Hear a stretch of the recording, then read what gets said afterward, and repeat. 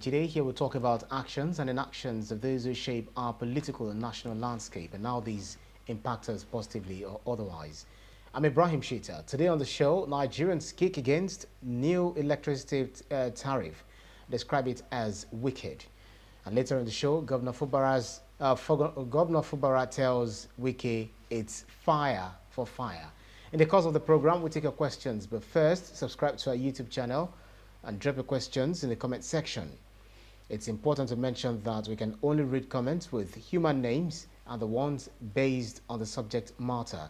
I have joining me via Zoom, the master himself, Babajide Kolade-Otitoju. Good to see you this evening again, Bikil. Want to do this with you and to our esteemed viewers. Right. Now let's get right into the matter. Despite the public outcry trailing the recent 230.8% rise in electricity tariff for premium power consumers nationwide, the federal government hinted that it would convert the entire power sector into a single band from the current 6, with cost-reflective prices being fully implemented in the next 3 years. What's your assessment of this move? Well, that is the suspicion that many people had. Uh, Many people believe that the government was merely testing the waters by removing subsidy for the band A users.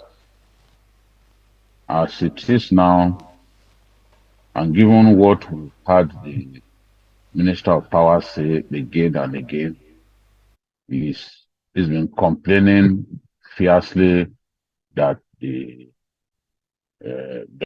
subsidy being subsidy regime as far as the energy sector, the electricity sector is concerned, is unrealistic. It's not sustainable.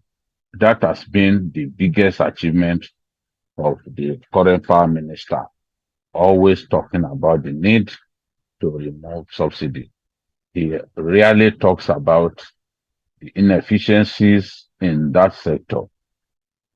The last time I heard him say that the discos were the weakest link in that sector, I was convinced straight away that he was ignorant, because I still remember the stress report by Siemens on the Nigerian power sector. That stress report showed that the transmission leg, which is the only leg that is yet to be privatized, it is 100% owned by the federal government. The Siemens stress report showed that the transmission leg is the weakest. But here was a minister saying the discos were the weakest, they've not invested so much. I know that. I'm not saying that the discos have invested sufficiently in the sector, but I will not agree with anyone who tells me that the discos are the weakest link. The transmission is the weakest link. As it is now, the TCN cannot receive up to 6,500 megawatts of electricity if it is generated by the GENCOs. They cannot, there's no way they can will it. There is no way they can will it, I repeat. Whereas the DISCOs have the capacity to distribute up to 6,500 megawatts. That is what that stress report conducted by Siemens some years back yielded. But here the minister was saying the discourse are the weakest. Probably he was misled, because it is clear that he does not understand that sector. Is a banker, and I'm not sure that he has read sufficiently about that sector. All he comes out to tell us is, oh, we are going to remove subsidy. Subsidy is not sustainable. Subsidy is this, subsidy is that. But the truth is, even in the developed world, factories, big manufacturing concerns are supported by way of energy subsidy so that those companies can keep going, so that they can continue to provide employment, so that they won't have to increase the cost of production. I mean, they won't have to increase their prices to the point that the masses won't be able to pay. And when the masses are unable to pay, it means that the days of those companies are numbered. And when the days of those companies are numbered, we are looking at unemployment in tremendous quantity. And unemployment will breed insecurity. So countries of the world that choose to subsidize electricity for big companies, they have their reasons. I keep reminding people that if Obama had not decided to help not just the airlines, but the automobile companies in America, those companies in Detroit, today that sector will have collapsed completely. But he had to support them. So what we are seeing now, if you look at the numbers, because I've done some work, what we are seeing is a situation in which the 30% increment, 300% increment for band A, whichever way one chooses to look at it. I understand that government wants to arrive at a cost-reflective tariff that will encourage investors to come into that sector. Investors have been reluctant to come into that sector because they keep saying that we do not have cost-reflective tariff in place. And in the past, they tried to increase electricity tariff, and the regulatory agencies stopped them. Of course, they have all kinds of problems that they are dealing with. Government thinks that if it comes out with cost-reflective tariff that is not that is close to or even higher than what electricity users pay in some countries of the world, more and more investors will show the interest to come and invest in that sector. That sector needs an injection of capital that can happen through the coming of investors into that sector. But a situation in which you have a situation in which somebody paying 15 million before now, based on the new tariff, now has to pay 49.65 million. Look at the difference. It's a big difference. And in a difficult economy such as we have currently, it is going to be tough for people to deal with this situation. I know that there are areas also that are classified as band A. Band A, people in band A, customers, electricity consumers in band A ought to enjoy electricity for at least 20 hours a day. But I know places classified as band A where people don't get more than 6 hours of electricity in a day. Yet, this tariff will be implemented against them.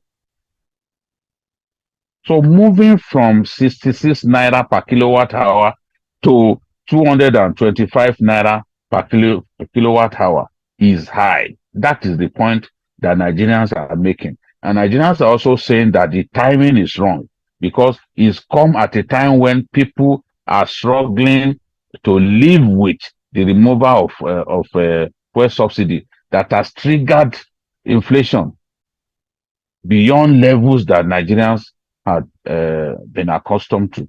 So People are still struggling to live with this, to acclimatize to this tough situation, and then this.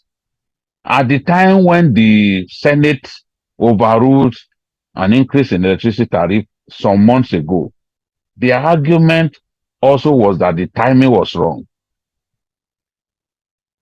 But no one can argue that even now, the timing is still not wrong. No one can deny that at this time, the timing is still wrong because people have not really recovered.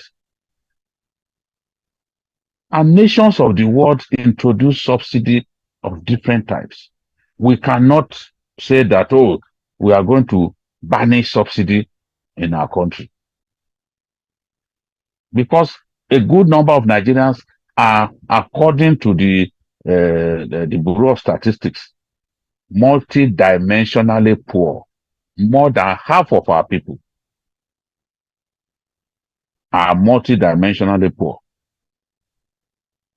So what really, my own argument in all of this is that if people are guaranteed of 24 hours electricity, as we have in the UK, the UAE, Malaysia, Canada, and the rest of them,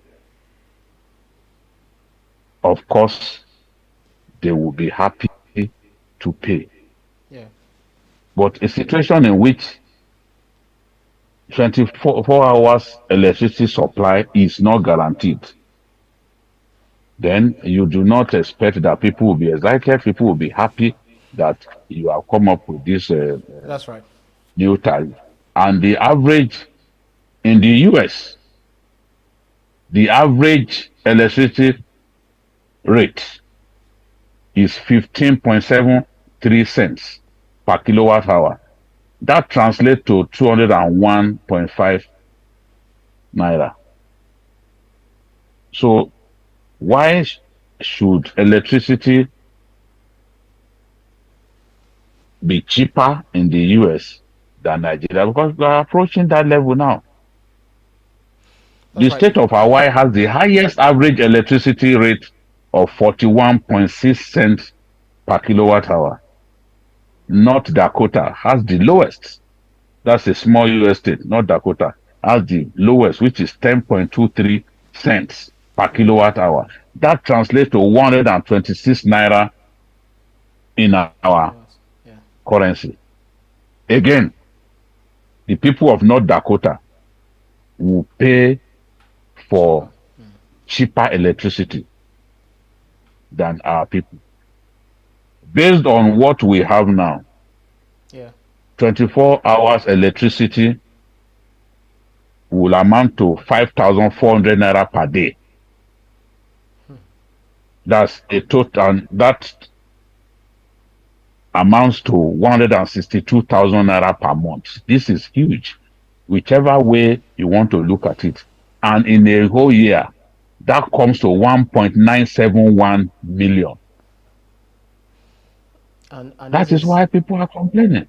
and this is despite the fact that we are not even able to generate as much, megawatts as expected. But very quickly, let me take this comment and then you respond. That is the point that I made. That is the point that I made earlier, that that minister has not been able to deal with the inefficiencies in that sector.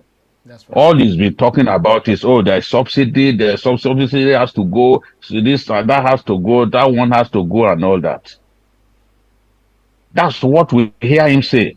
We do not hear him talk about how he's going to regenerate the transmission leg, for example. A lot of their equipment are old. Some of those transmission lines have been there since 1860. That's right. The transmission lines are old. They need to be replaced. And because they are old, if you generate too much electricity and you try to feed all of what you generate into the system collapses. That's why we have rampant system collapses. I know that sometimes system collapses could be due to inadequate supply of gas. Again, the matter of gas constraint, that is a matter that this minister has to deal with. Right, because of our time. Because more than 80% of our power plants are gas fired. Many times they don't even have gas supply. All right, So we should be dealing with those problems. How do we get Nigerians to enjoy greater supply of electricity? They are simply talking about removal of subsidy, removal of electricity subsidy, and all that. And to even say publicly that look, we are going to put everybody in one band. Then it makes it clear that look, the whole goal, the whole goal is to totally remove electricity subsidy instead of the story that we are told that oh this one affects only 15% of the Nigerian people, where the minister says that their goal is to eventually have one bank. That means he's saying that in no time, within 3 years, everybody subsidy will be gone totally. and then we'll pay So through our nose. then don't bring the argument that is meant, I mean, that will affect only 15% of our people. Let Nigerians know that everybody will eventually be affected. That's right. BK, let me quickly chip this in. Um, Adams Anisha says, "Good evening, sir. Thank you so much for your unbiased state. For your unbiased stand at all times. God bless you, sir." Banji Okesoto said, "I'm betrayed by my perception of the Minister of Power. Power supply is at its lowest ebb in Nigeria. The last time I saw this was the year that preceded PMB takeover of power in December 31st, 1983. Nelson Adefe says, Honorable Adelabu is not capable of handling the power sector. Electricity tariff hike is already affecting those of us not being the 20 hours electricity consumers. 300% is a scam and should be stopped. We are out of time for time allocated for the first topic. But then let me quickly chip this question in, and I just want you to respond to it in about 2 minutes. Could you provide insight into, which you already did, but then could you help us expatiate further into the government's long-term strategy for power sector, including plans to enhance infrastructure, attract investment, and improve service delivery? How do you envision the future of the power sector in Nigeria, considering the current challenges and proposed reforms? You know, what I expect the government to be doing is to focus on off-grid electricity access. That is the direction the whole world is headed now. I told someone about an airport in India that runs on solar for 24 hours. And they said, JIDE, no, that can't be true. And I told him, go and check. A whole airport that runs fully on solar. There are drones, military drones, that stay airborne for 36 hours and run on solar. So off-grid electricity access is what we should be focusing on. We can't continue to focus on this grid, national grid, that is defective, that is dysfunctional, that cannot guarantee electricity access for even 16 hours a day. We've had numerous system failures. So they should be looking at alternative sources of electricity generation. Solar, wind, different sources. Yeah. That will really help us. That will help us. Look at Luth, for example. Luth runs on 24 hours electricity and it's an off-grid facility. That's right. Our rural areas, for example, to energize agri production and all that, they should focus on giving them off-grid power facilities. That is the future. That is where everyone is headed. Not to be telling, even in Nigeria today, I know, even in Lagos, I know big estates for the rich, where diesel generators are metered and they sell electricity to residents at 180 naira per kilowatt hour. So are we now saying that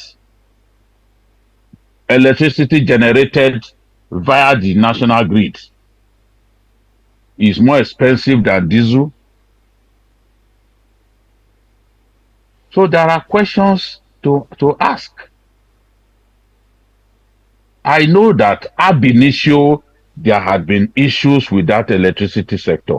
The way the electricity infrastructure was sold to people who were not qualified. Bankers bought Gencos. They didn't have the experience. That's how it's done elsewhere. People knew next to nothing about electricity generation. They were the ones who bought the Gencos. And government continued, and they didn't have enough resources. Government continued to subsidize that sector. How do you sell something to an individual? You sold a car to Ibrahim Shita. You are still giving Ibrahim Shita money to fuel the car that you have sold to him. Who does that? I know that they feel that, look, we have to do something about this subsidy because it's not even benefiting the ordinary man. That's right. But you have to do it the right way. You have to do it in a way that doesn't inflict greater pains on our people. That's right, BKO. I know it's something to be worried about. Yeah, that's right. That's right. You understand? Yeah, but nothing can justify the extent. I want the president to go ahead and reduce this percentage. I'm not saying don't increase tariff. I have always asked for cost reflective tariff.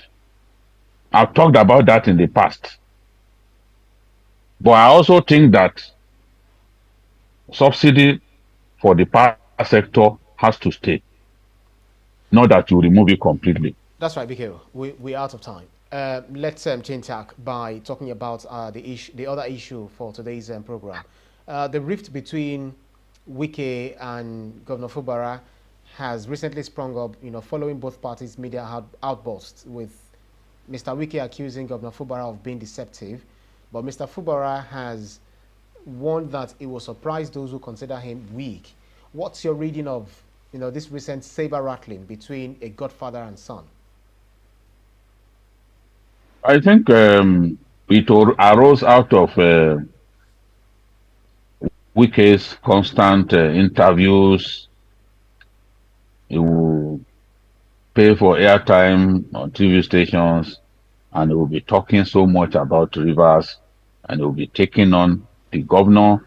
He even attacked some elders that he felt were supporting the government. I had warned FCT Minister Nyesom Wike in the past that the way it was going is going to be the loser in this matter.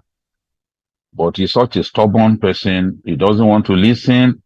He does not want to admit that mistakes had been made and that he has to live with the consequences of mistakes that are made. You are the one who brought Fubara. If Fubara turns against you, you've got to find a way to resolve the issue, because a governor has tremendous powers, especially the governor of the second richest state in Nigeria by way of allocation, the distributable revenue from the center, FAC. Rivers is second behind Delta State. Rivers has tremendous resources. The governor has tremendous resources. You can feel bad that you've been betrayed by a governor that you brought from nowhere. A governor who is a political neophyte. Nobody knew him politically. He couldn't have won an election in his ward all by himself. But in our kind of politics, betrayal is a constant thing. There's no big politician who will say he has not been betrayed. We're seeing that even among the present set of governors. We're seeing that governors quarrel with their benefactors. It's not a new thing. Wike is behaving like, oh, he's the first former governor to be betrayed by the governor who supplanted him. That is the mistake that he's making. And he's trashing around, doing interviews all over the place, taking on people that ordinarily he needs their support.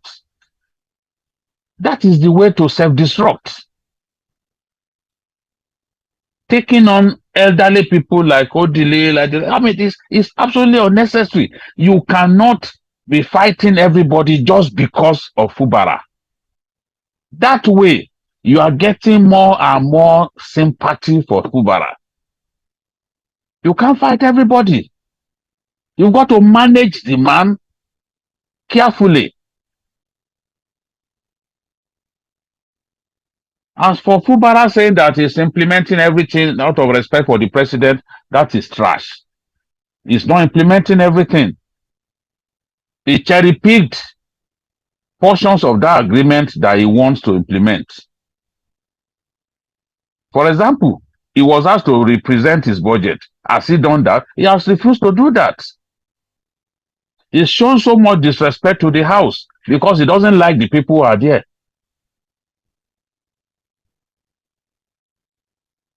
Fubara and his supporters think that somehow the seats of the lawmakers in the House will be declared wanted.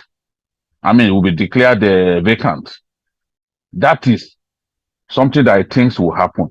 What if it doesn't happen? You have to work with this House.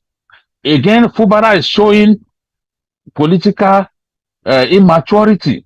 He's got to find a way to manage those guys, get them on his side. I've seen governors who didn't have support of the House because they were the governor came from a minority party, but invariably he got them on his side. That's something that he has to keep working at. But he's digging in. Those guys too are digging in. That has not helped the situation at all. But in my view, as I've said before, the older person is Nyesom Wike. Nyesom Wike has all it takes to resolve this matter. That's right. I do not expect the president to intervene a second time. He's done his bit. And if both of them respect the president, they will work for peace. But abusing people, calling people names, is not a way to solve this problem.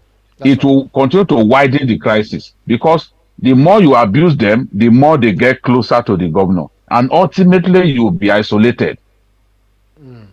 That's right. No matter how strong Wike thinks he is politically, we have been around for some time. We've seen big politicians fall by the wayside. We've seen big politicians lose power. And he has to be careful. That's right. That's right, BK. It was a bad thing for the governor to betray him. The governor betrayed him. It's a bad thing. But it happens. What are you going to do about that? You can't set a state ablaze just because two persons are quarreling. They've got to find a way of development. No one can tell me that this has not hampered development in Rivers State. What are the big things that the governor has done since this crisis began? He has an adversarial House of Assembly to contend with. If that's the situation, you are not going to make progress because the House is fighting you. The House wants to get you out of the way. They're even threatening you with fresh impeachment moves. Are you going to demolish the place where they are sitting currently, as you did sheepishly the last time? What was the point in demolishing something that cost so much money to build because you thought that could stop an impeachment? They have the power to sit anywhere else. So are you going to demolish everywhere they sit so that you don't get impeached? Right. So both men need to use their heads as I round up on this matter. Both men need to use their heads. They must realize that this is a battle that can consume both of them. When you realize that you have nothing to gain from this needless saber rattling and causing trouble, then you will know that you both have to come to the round table and solve this problem. Yeah. And this time around, the leaders have to be the leaders in the state and in the South.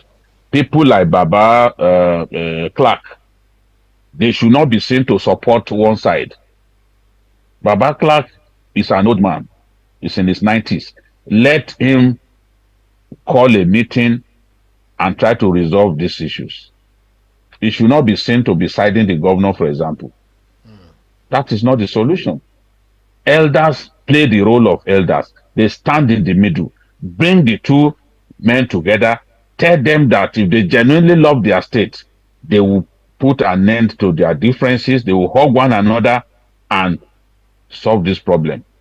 I saw them hug one another the other day, but in spite of hugging one another, they are still calling each other names. And again, I say that Wike, being the older person, is the one who should calm down at this point, calm down, and allow peace to reign. And the governor doesn't need to be making all of those statements that he's making. There's no need for it.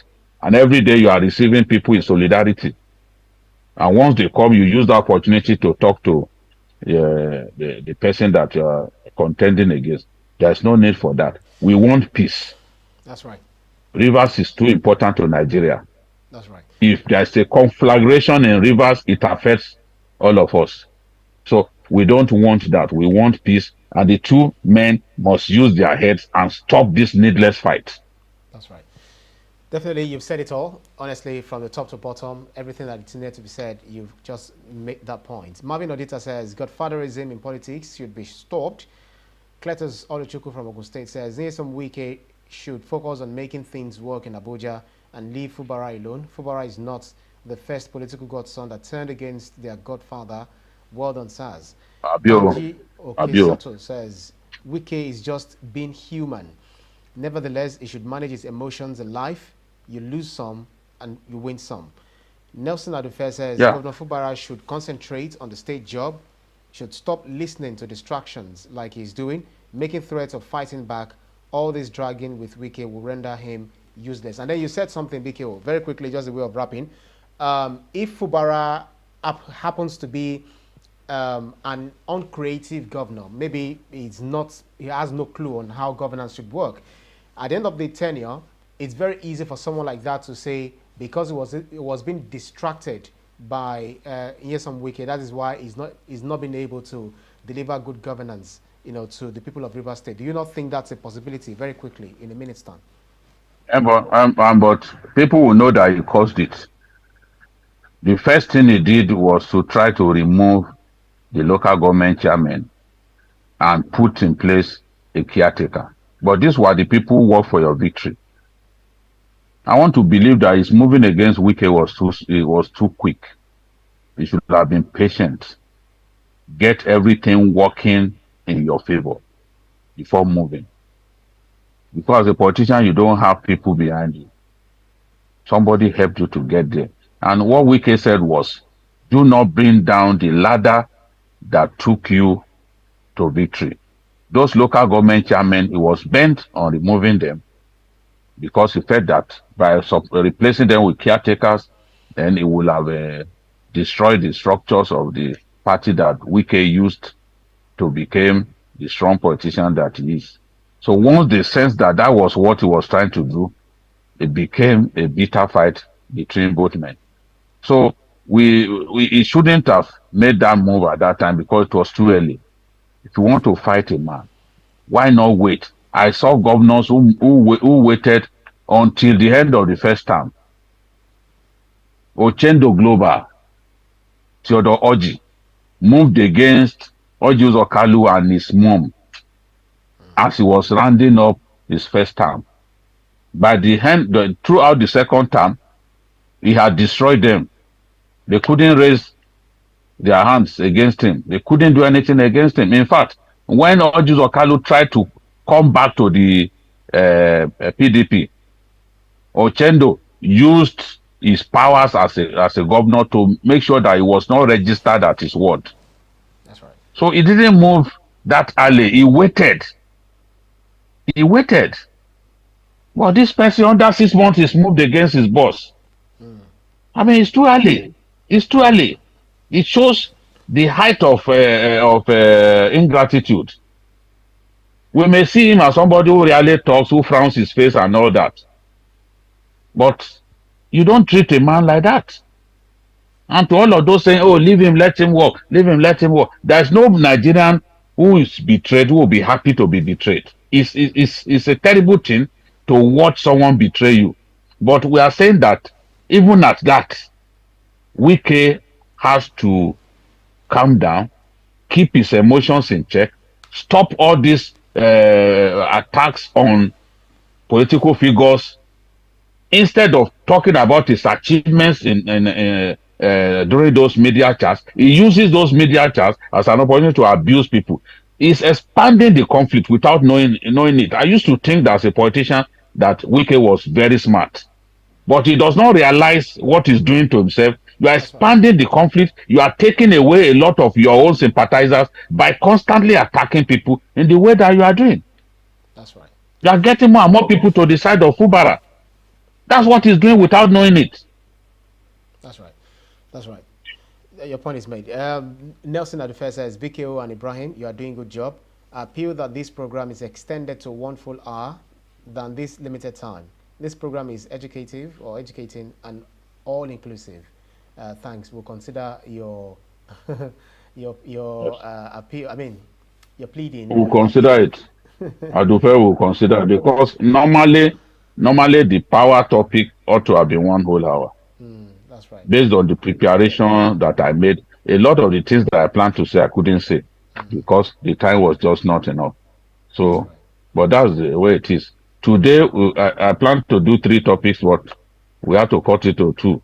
That's right. You know, we should have discussed some other matters, but that we just left unattended. That's right. We'll look at it and then we'll just make it, the most we can do is just to make it flexible. And that's our show for today's edition of Issues with JIDE. Special thanks to you, Babajide Kolade-Otitoju, for those insightful analyses, as always. Hey, Brian. Thank you. Thank you, viewers. I appreciate you. And thanks to you, to our audience, for keeping our company in every edition. You can see the program again anytime by subscribing to our YouTube channel, TVC News Nigeria. Click on the subscribe button to get the latest information. You can also follow us on our social media platforms at TVC News NG. I'm also at Ibrahim TVC News. On behalf of the rest of the team, I'm Ibrahim Shita. See you again next edition. Bye for now.